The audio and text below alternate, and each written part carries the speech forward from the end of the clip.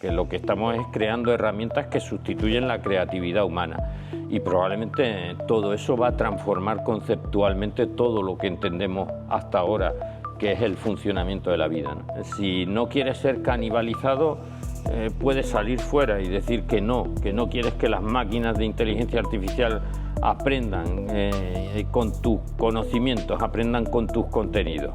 No es una decisión fácil, es un dilema bastante complicado.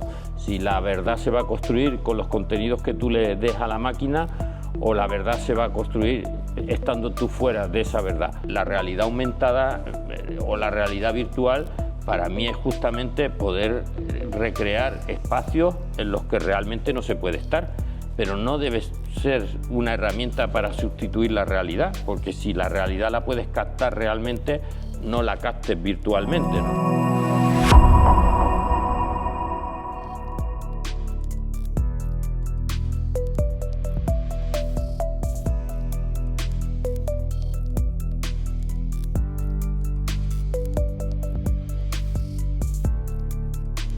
Hoy en Paréntesis tenemos a Francisco Moreno, que es director de informativos de Mediaset.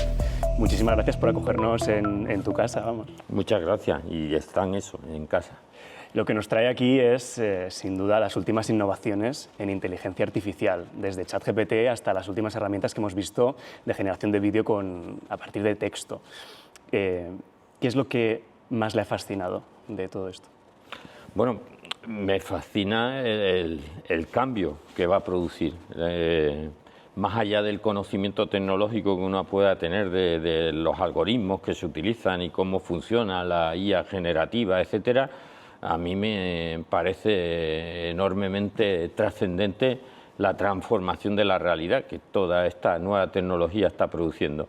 Esta es otra revolución industrial y yo creo que estamos probablemente como esos monjes del medievo que de repente aparece un señor alemán que inventa una cosa que se llama imprenta y que va a inundar de libros el planeta. En el momento en el que los libros se escribían, eran manuscritos que se hacían en un monasterio y que en ese monasterio estaba la posesión de la verdad, porque allí estaba todo lo que se publicaba y de repente, como digo, aparece ese señor alemán que va a llenar de libros el planeta y alguno pensaría primero dónde estaba el negocio, porque la ley de la oferta y la demanda dice que si hay demasiado producto bajan los precios y pensarían los de los manuscritos que dónde iba a estar el negocio si inundábamos de libros el planeta, y luego el patrimonio de la verdad que se difuminaba y a partir de ese momento no quedaba encerrado.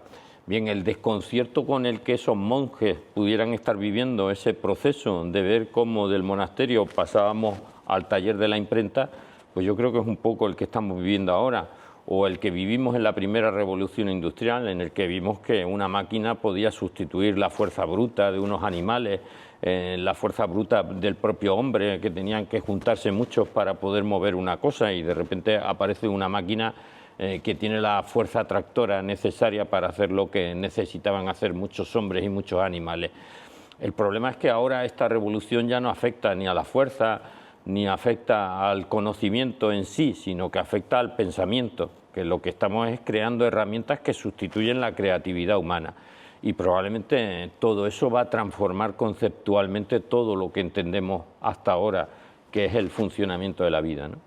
Como director de informativos, ¿cómo ve las diferentes compras y acuerdos a las que está llegando, por ejemplo, OpenAI con diferentes medios de comunicación? ¿Cómo cree que va a cambiar todo esto el panorama? Bueno, pues la verdad que es una decisión complicada para las empresas, porque si me permite, es como el chiste, susto o muerte, por decirlo de alguna manera. Si no quieres ser canibalizado, puedes salir fuera y decir que no quieres que las máquinas de inteligencia artificial aprendan con tus conocimientos, aprendan con tus contenidos. Hay periódicos como el New York Times que han dicho no quiero que ninguna máquina aprenda se nutra de mis contenidos y canibalice mi conocimiento. Pero hay otras empresas que han reflexionado y han dicho probablemente quien no forme parte de toda esta ingesta en la que está aprendiendo la inteligencia artificial deje de ser en el futuro la verdad oficial y que probablemente las verdades del futuro se construyan con las ingestas que ahora se están produciendo, con esos acuerdos que se producen. No no es una decisión fácil, es un dilema bastante complicado. Si la verdad se va a construir con los contenidos que tú le des a la máquina o la verdad se va a construir estando tú fuera de esa verdad. Yo creo que, aunque todo va muy deprisa y en la era digital un año es un siglo de la era analógica, pero yo creo que hay que ir viendo cómo se decantan las cosas para tomar decisiones, porque hay que estar, pero no hay que desaparecer. Claro, han tenido esta conversación también aquí en Mediaset. La estamos teniendo. Vamos a ver, esta discusión debería, no es que alguien te mande una carta de invitación y te diga, oiga, quiero copiar sus contenidos. La misma introducción de la inteligencia artificial como herramienta de trabajo ya de alguna manera es una entrega de tu alma. Una parte de tu alma se está entregando cada vez que una herramienta lleva implícita la inteligencia artificial en su funcionamiento, porque cada vez que está haciendo su función está aprendiendo al mismo tiempo, que en el momento en que le ponemos a esa cámara el reconocimiento facial y la posibilidad de que se mueva dependiendo del movimiento que haga yo, le estamos entregando una información que la va a estar ingestando para en el futuro aprender de ella. Con lo cual la primera decisión es cómo introduce la inteligencia artificial en las empresas.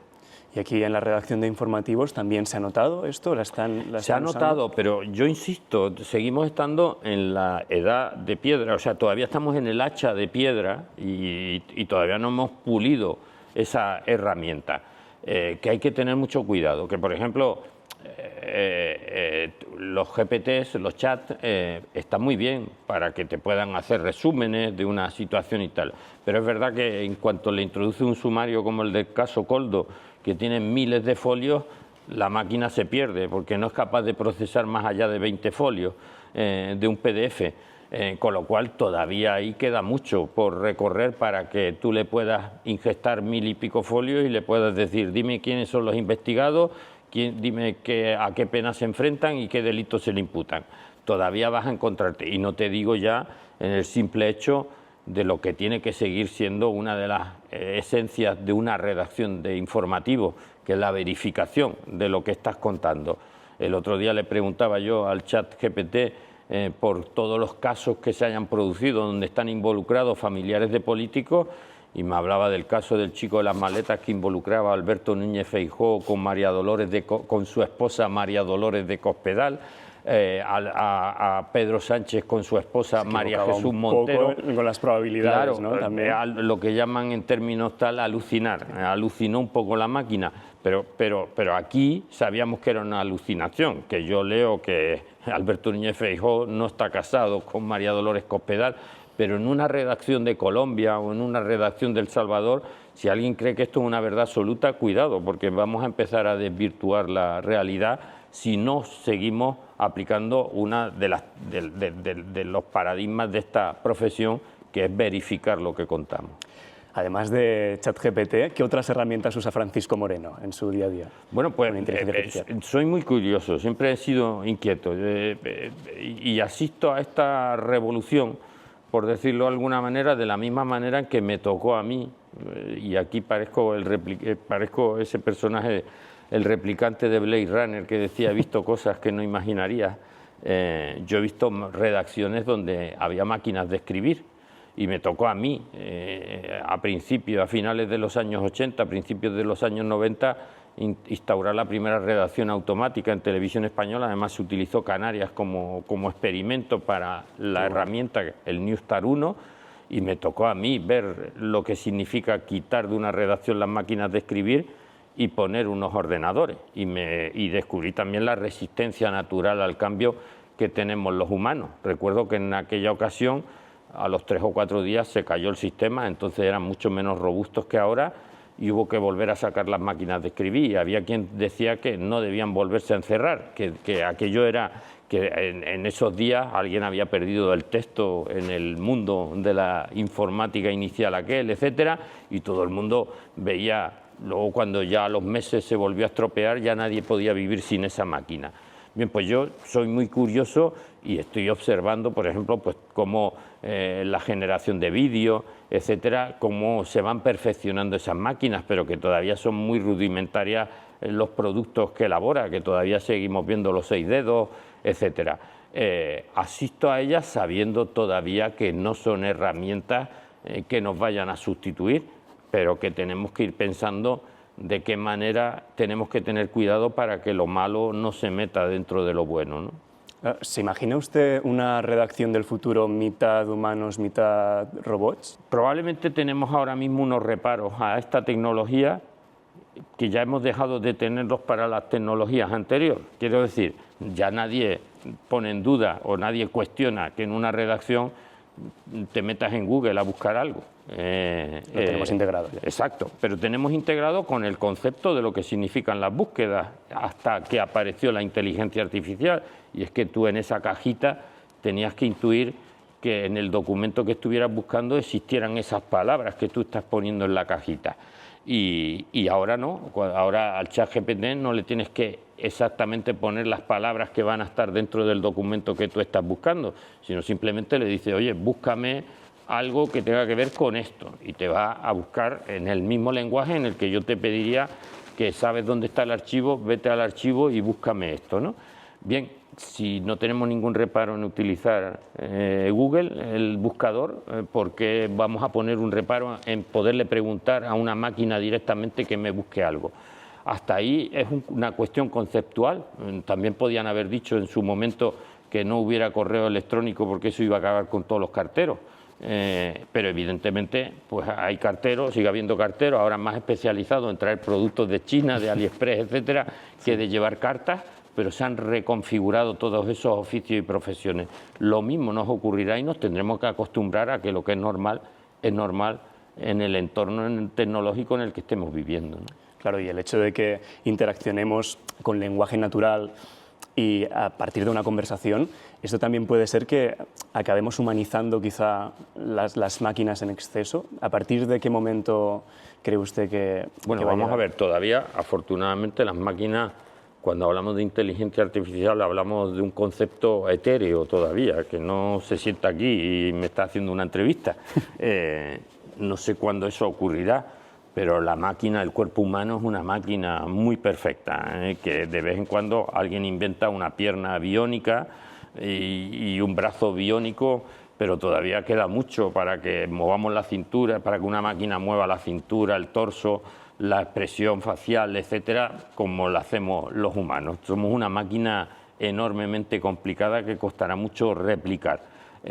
Yo no sé cuándo ocurrirá eso y si estaremos vivos los que estamos haciendo esta entrevista ahora mismo, pero hasta entonces estamos hablando todavía afortunadamente de un concepto al que es difícil ponerle cara y ponerle, probablemente los primeros que vayan a generar esa empatía humana vayan a ser pues los Alexa, todos estos programas que de alguna manera ya empiezan a tener contigo una interactividad, una relación en la que empieza a crearse podría terminar creándose un afecto. Pero incluso creo que con sentimientos a veces, ¿no? Que ahora estas nuevas inteligencias artificiales que...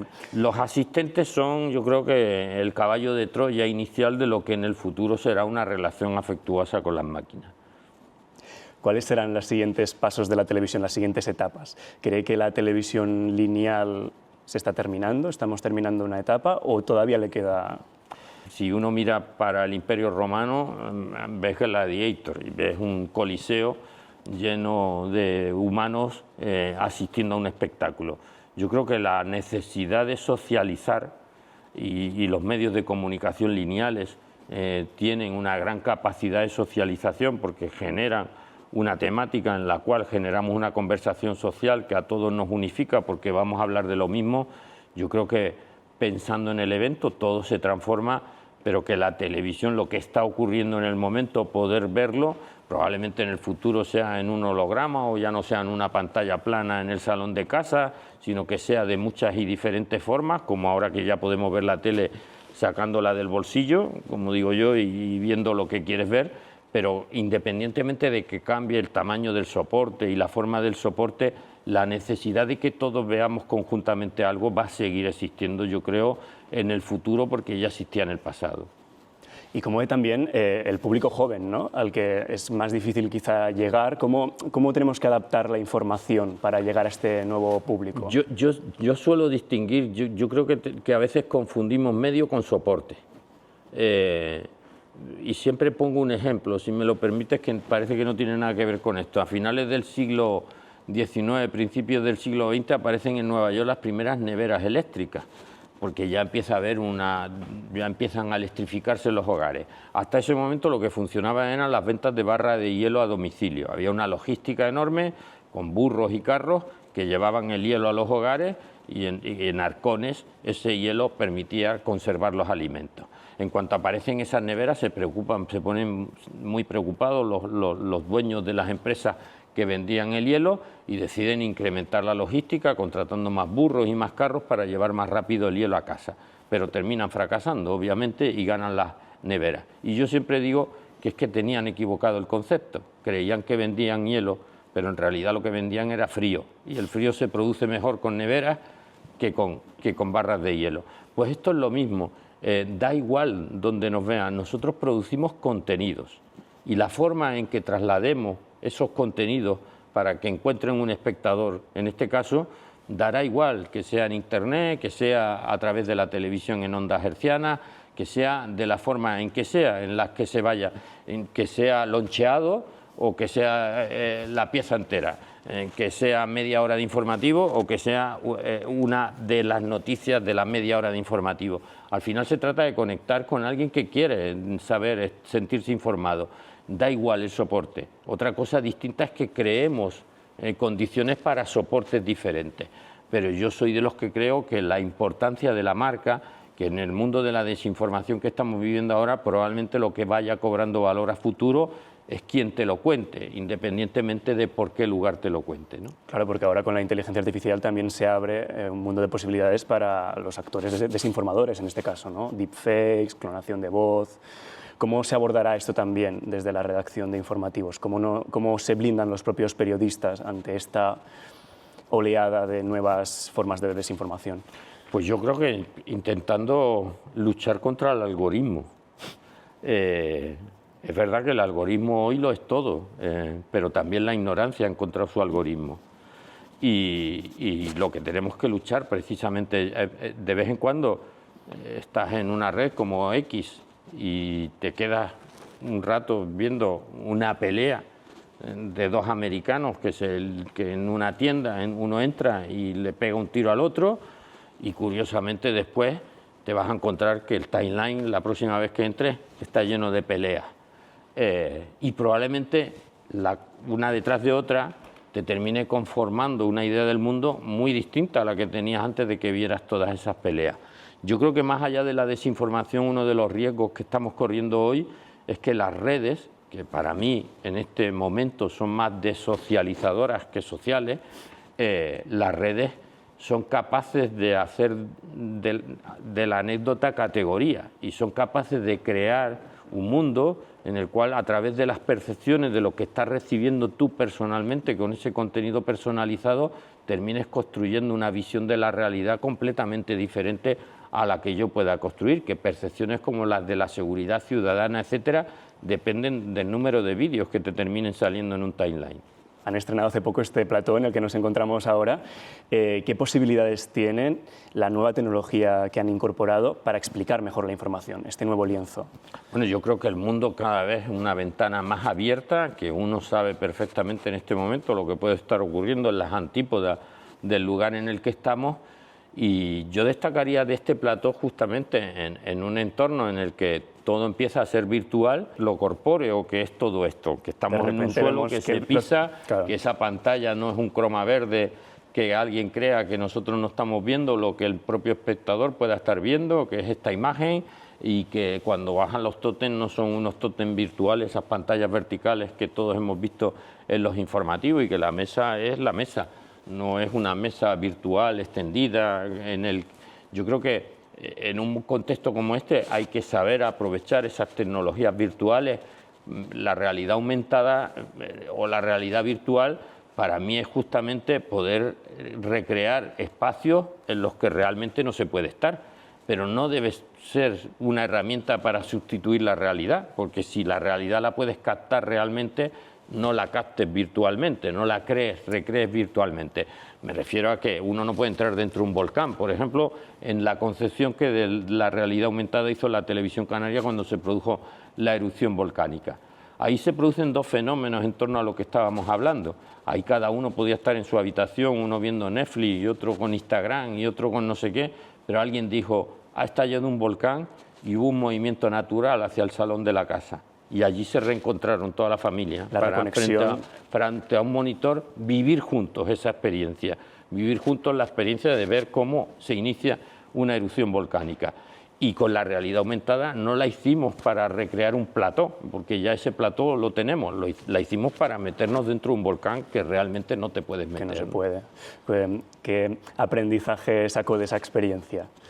Porque usted en ese momento dirigía la televisión canaria. Bueno, pues saqué la experiencia de pensar que es una fórmula narrativa tremendamente con una potencia enorme y que la percepción, con toda la modestia, es que hasta ese momento en España la habíamos entendido más como un elemento de atrezo, como algo que adorna un plató, que está el presentador y pasa un tren por delante o pasa un avión, como si fuera un elemento de atrezo y no como un elemento para generar una nueva narrativa, para poder narrar lo que ocurre donde no se puede estar, para subir a 3.000 metros de altura y ver desde arriba cómo se produce un fenómeno meteorológico, ¿no?